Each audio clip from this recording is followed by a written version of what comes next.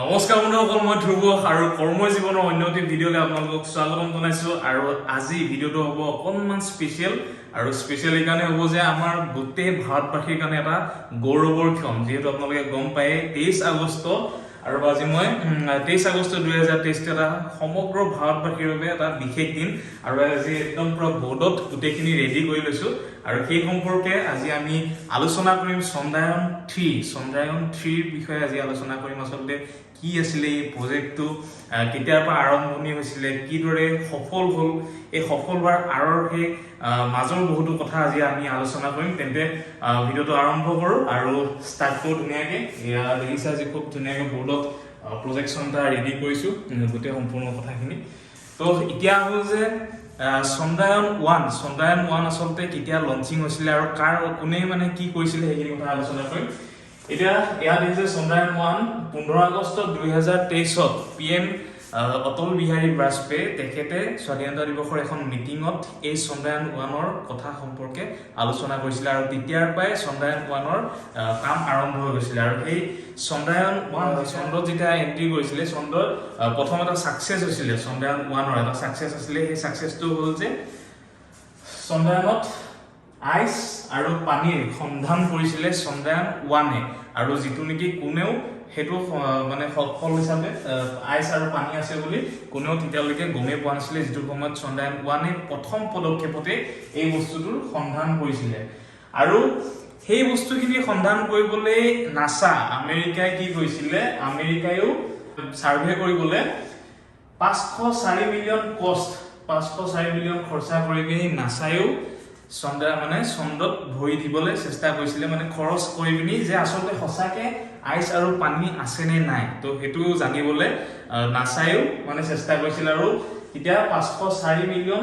খৰচা কৰি পিনি তেওঁলোকে সেইখিনি ছাৰ্ভে কৰিবলৈ গৈছিলে। আৰু সেই চন্দ্ৰায়ন 1ত টোটেল খৰচ হৈছিলে ইণ্ডিয়াৰ 148 মিলিয়ন।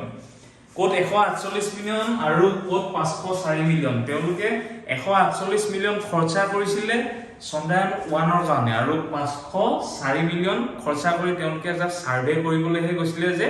সঁচাকে চন্দ্ৰত পানী আৰু আইচ আছে নে নাই। তো সেইখিনি জানিবলৈ তেওঁলোকে ইমানখিনি খৰচা কৰিছিলে। আৰু এতিয়া কথাটো হ'ল যে ইণ্ডিয়াৰ খৰচটো কিহৰ কাৰণে কম হৈ যায় আৰু মানে আমেৰিকা হওক বা নাছাৰ খৰচটো কি কাৰণে বেছি হয়। ইয়াৰ আচলতে কথাটো হ'ল যে ইণ্ডিয়াই কি কৰে, ইণ্ডিয়াই যিখিনি মানে সা সঁজুলি সৰঞ্জাম যিখিনি ইউজ কৰে তেওঁলোকে নিজৰ ফালৰ পৰা ইউজ কৰে, আৰু আমেৰিকা হওক বা নাছাই কি হ'ল ৰকেটৰ কিছুমান ৰাছিয়াৰ ৰকেটসমূহ তেওঁলোকে লৈ মেলি সেইসমূহ আনৰ ওপৰত আচলতে তেওঁলোক ডিপেণ্ডেণ্ট হয়। কিন্তু ইণ্ডিয়া তেনেকুৱা নহয়, নিজৰ ওপৰত বিশ্বাস কৰি গোটেইখিনি তেওঁলোকে নিজে কৰিবলৈ চেষ্টা কৰে। তো সেইটো কাৰণে ইণ্ডিয়াৰ খৰচাটো কম হৈ যায়। এতিয়া হৈছে চন্দ্ৰায়ন 2 ইয়াত দেখিছে চন্দ্ৰায়ন 2 22 জুলাই 2019 চন্দ্ৰায়ন 2 লঞ্চিং হৈছিলে, আৰু 6 ছেপ্টেম্বৰ 2019 চন্দ্ৰায়ন 2এ লেণ্ডিং কৰিছিলে। আৰু সেই লেণ্ডিং কৰোঁতে চন্দ্ৰায়ন 2 আচলতে ফেইল হৈছিলে। আৰু ফেইল হোৱাৰো এটা কথা আছে যে সেই সময়ত চন্দ্ৰায়ন 2 যেতিয়া লেণ্ডিং হৈছিলে, লেণ্ডিং ফেইল হোৱাৰ আগত বহুতে কয় যে ৰাছিয়াৰ কাৰণে আচলতে ফেইল হৈছিলে, ৰাছিয়াই সেই সময়ত সহায় কৰা নাছিলে। কিন্তু আচলতে সেই কথাটো ভুল। ৰাছিয়াই সহায় এইকাৰণে কৰা নাছিলে, যিটো লেণ্ডিঙৰ কাৰণে আচলতে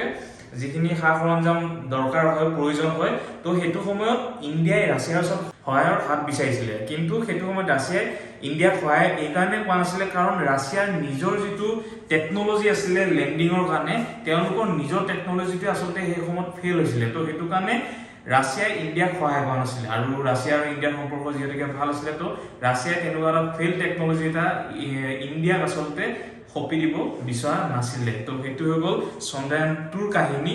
চন্দ্ৰায়ন 2 ইয়াত দেখিছে 6 ছেপ্টেম্বৰ 2019 চন্দ্ৰায়ন 2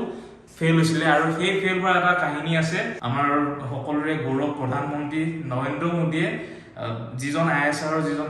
চিফ আছিলে তেখেতক গলত ধৰি পিনি তেওঁক আশ্বাস দিছিলে যে একো নাই, আকৌ নেক্সট আমি ট্ৰাই বেষ্ট, সেই হিচাপত তেওঁ এটা আশ্বাস দিছিলে চন্দ্ৰায়ন 2ত যেতিয়া বিফল হৈছিলে। তো সেইটোৱে আচলতে এটা টাৰ্ণিং পইণ্ট আছিলে। মই ভাবোঁ যে এটা এনেকুৱা কথা আহে যে বিফল হ'লে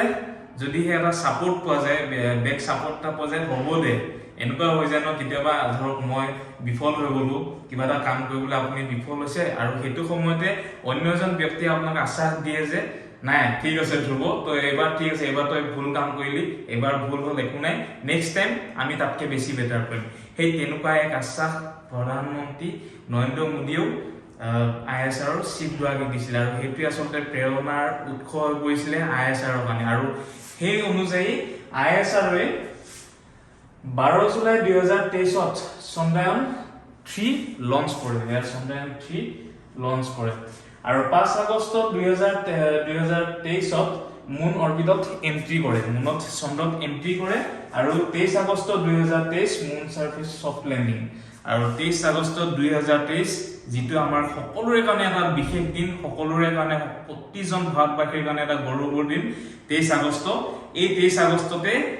চন্দ্ৰায়ন 3 সফট ল্যান্ডিং কৰে খুব ধুনিয়াকে ল্যান্ডিং প্ৰসেসটো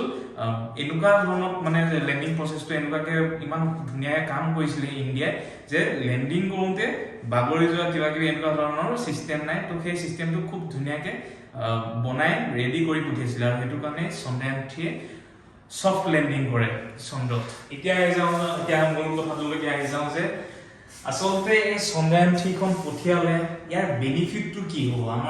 আমাৰ কি হ'ব আমাৰ সাধাৰণ ৰাইজৰ বা আমাৰ কি প্ৰফিটটো কি হ'ব যে ইণ্ডিয়াৰ প্ৰফিটটো কি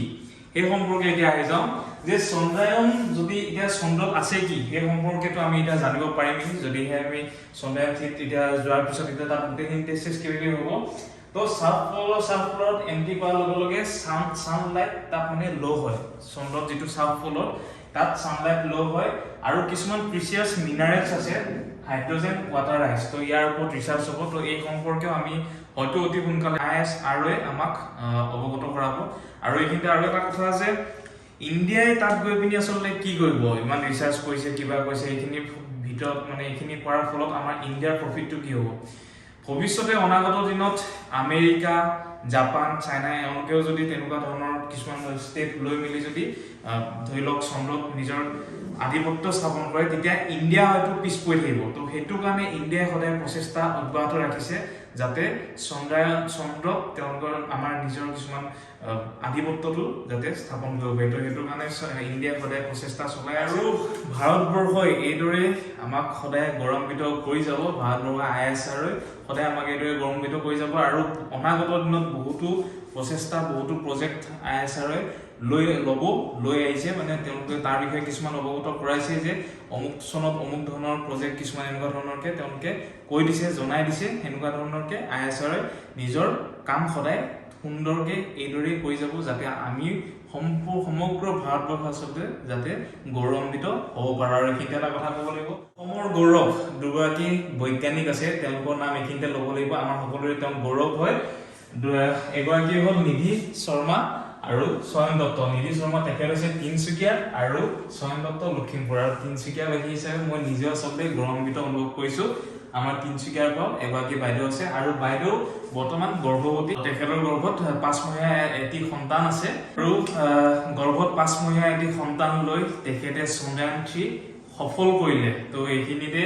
নিধি শৰ্মা বাইদেউ তেখেতক বহুত ধন্যবাদ জনাইছো আৰু আন্তৰিক শুভেচ্ছা জ্ঞাপন কৰিছো তিনচুকীয়াবাসীৰ ফালৰ পৰা তিনচুকীয়া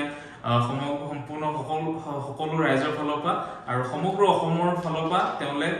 শত প্ৰণাম জনাইছো আৰু লগতে এইদৰে আমাক গৌৰৱান্বিত কৰি যাব অনাগত দিনত আৰু লগতে স্বয়ং দত্ত লখিমপুৰবাসী তিনচুকীয়া পৰা বৰ বেছি দূৰ নহয় তেওঁলৈও বহুত ধন্যবাদ জনাইছো আমাক সমগ্ৰ অসমবাসীক এইদৰে আপোনালোকে গৌৰৱান্বিত কৰা হবে আৰু সঁচাকৈ ভাৰতবৰ্ষৰ বাবে এক গৌৰৱৰ ক্ষণ আৰু আজি একেবাৰে শেষত মোৰ এগৰাকী দাদা আছে ঈদুল্লাহ ভালনে ভাল আৰু ঈদুল্লাহ ভাল লাগিলে আমি ISR বাইদেউৰ পৰা আমি বহুত সফলিত হ'লো আৰু আমি ইণ্ডিয়াৰ হৈ আমি গৌৰৱ অনুভৱ কৰিছো সো মোৰ আশা থাকিলে আৰু ভৱিষ্যতে অনাগত দিনত ভাল খবৰ কিছুমান আমি পাম এটা বুলি হ'ল ইমানেই আছিলে আজিৰ ভিডিঅ'টো আৰু সঁচাকৈ আমি সকলোৱে গৌৰৱান্বিত অনুভৱ কৰিছো আজি এই শুভক্ষণত আৰু অনাগত দিনত আমাৰ ভাৰতবৰ্ষই এইদৰে সকলোৰে আগত গৌৰৱ অনুভৱ কৰক আৰু যিটো নেকি কোনেও সফল কৰিব পৰা নাছিলে কোনো এখন কাণ্ট্ৰি ইয়াত সফল হোৱা নাছিলে এই মিছনটো সেই সম্পৰ্কে সেই দিশত আমাৰ ইণ্ডিয়া গৈ পিনি সেই মিছনটো কমপ্লিট কৰি আহিছে সাউথ এন্ট্ৰি কৰিছে চন্দ্ৰায়ন 3 আৰু তাকো সফট ল্যান্ডিং কৰিছে তো ইমানে আসলে আজি ভিডিওটো যদি এই ভিডিওটো অকনমান হলো গ্ৰহণযোগ্য বুলি ভাবিলে আৰু লগতে আমাৰ এই বাইদেউগৰাকী আৰু স্বয়ং দত্ত এখেতৰ এই কৰ্মক শলাগ জনাই আপোনালোকে এটা লাইক কৰিব আৰু যদি এই ভিডিওটো ভাল লাগিলে লাইক কৰিব কমেন্ট কৰিব শেয়াৰ কৰিব আৰু চেনেলটোত যদি নতুনকৈ আছে তেন্তে সাবস্ক্ৰাইবটো কৰিব। তেতিয়াহ'লে ধন্যবাদ। জয় আই অসম, জয় হিন্দ।